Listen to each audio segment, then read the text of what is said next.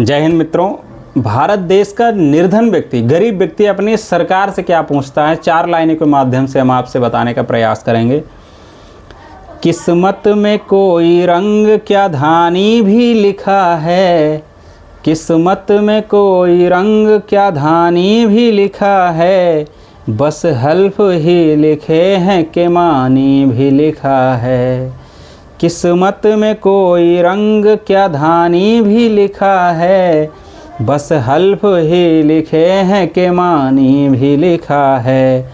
सूखी जुबान जिंदगी से पूछने लगी, सूखी जुबान जिंदगी से पूछने लगी, बस प्यास ही लिखी है कि पानी भी लिखा है, बस प्यास ही लिखी है कि पानी भी लिखा है।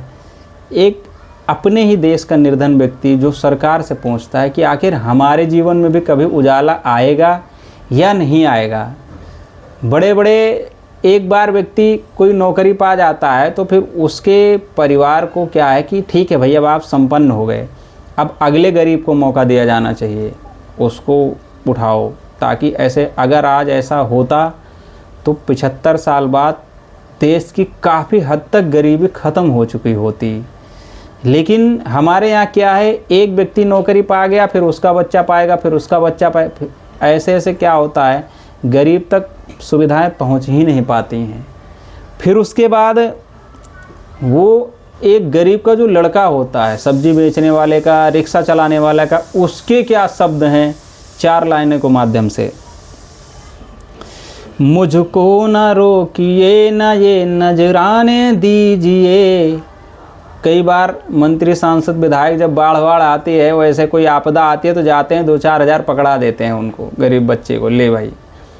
वो क्या कहता है उस पर, मुझको न रोकिए न ये नजराने दीजिए, मेरा सफ़र अलग है मुझे जाने दीजिए। जाने मतलब हमें आगे जाने दीजिए। ज़्यादा से ज़्यादा होगा ये कि हार जाएंगे, ज़्यादा से ज़्यादा होगा ये कि हार जाएंगे, किस्मत तो हमें अपनी आजमाने दीजिए। वो कह रहा है एक बार हमें भी मौका तो दीजिए। माना कि एक आध बार हम नहीं पास होंगे, थोड़ा कम रह जाएंगे, फेल हो जाएंगे, माना कि, लेकिन हमें अपने भाग्य को आजमाने का मौका तो दीजिए। हमें पैसे की नहीं ज़रूरत है, हमें सहारे की ज़रूरत है। आरक्षण देना है गरीब आदमी को दो कि भाई सभी विद्यालयों में कुछ सीटें ऐसी होंगी जिसमें सिर्फ गरीब का बच्चा जाएगा। उनको वहाँ का सांसद, विधायक या जो पार्षद होते हैं, प्रधान होते हैं, उनको अच्छी तरह पता होता है कि हमारे गांव में सबसे गरीब आदमी कौन है और सबसे टैलेंटेड बच्चा जो पढ़ने की इच्छा है लेकिन आर्थिक रूप से कमज़ोर इसलिए नहीं पढ़ पा रहा है, उसकी सीटें वहाँ सुरक्षित रखो कि वो जाए और वहाँ पढ़े, एक बार अपना भाग्य वो भी आजमाए। कई बार ऐसा होता है कि 1-2 लड़के हैं जो नहीं निकल पाएंगे, लेकिन बहुत लड़के मैं गारंटी लेता हूँ कि उनके अंदर एक जज्बा होता है कि हमको आगे निकलना है, मतलब निकलना है, अपने परिवार को इस दलदल से निकाल के हमें भी अपने अंधकार से उजाले की तरफ लाना है। और वही बच्चा जब कुछ बन जाता है तब क्या करता है, जब डर पता चला तभी ताकत पता चली, जब डर पता चला तभी ताकत पता चली, सीने में आग सीने की हिम्मत पता चली। जब डर पता चला तभी ताकत पता चली, सीने में आग सीने की हिम्मत पता चली। शर्तों पे तेरी बिकने से इनकार कर दिया, शर्तों पे तेरी बिकने से इनकार कर दिया, तब जाके अपने आप की कीमत पता चली, तब जाके अपने आप की कीमत पता चली। वही बच्चा जब कुछ बन जाता है तब उसको अपने अंदर एक गर्व महसूस होता है, अपनी कीमत उसको पता चलती है कि हाँ हम भी कुछ हैं, हम भी कुछ बन सकते थे। लेकिन हम वही मजदूरी, वही दूसरों की गाली खाना, वही छोटे छोटे काम, वो चीज़ें छोड़ दो, मना कर दो। नहीं हम ये नहीं, हम भी कुछ हैं, हमारा भी अधिकार है अपने देश में कुछ बनने का, आगे बढ़ने का, क्योंकि हमारा संविधान समानता का अधिकार देता है, सबका साथ सबका विकास। अब जब सबका साथ ही नहीं होगा तो विकास कैसे होगा?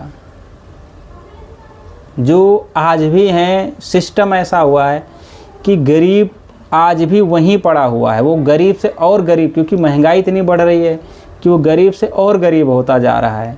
और जिसको एक बार आरक्षण से नौकरी मिल गई, वो फिर इतने सिस्टम बना के इतने बढ़िया बढ़िया स्कूल में अपने बच्चों को पढ़ाता है कि जितने आरक्षण में ज़रूरत है उतने नंबर तो ले ही आता है। अब वो पीछे वाले कैसे आ गए हैं, उनकी सीटें तो गरीब आदमी कैसे। आज भी हम अपने गाँवों में देखते हैं कि बहुत से ऐसे बच्चे हैं जो पढ़ना चाहते हैं लेकिन उनके पास व्यवस्था नहीं है।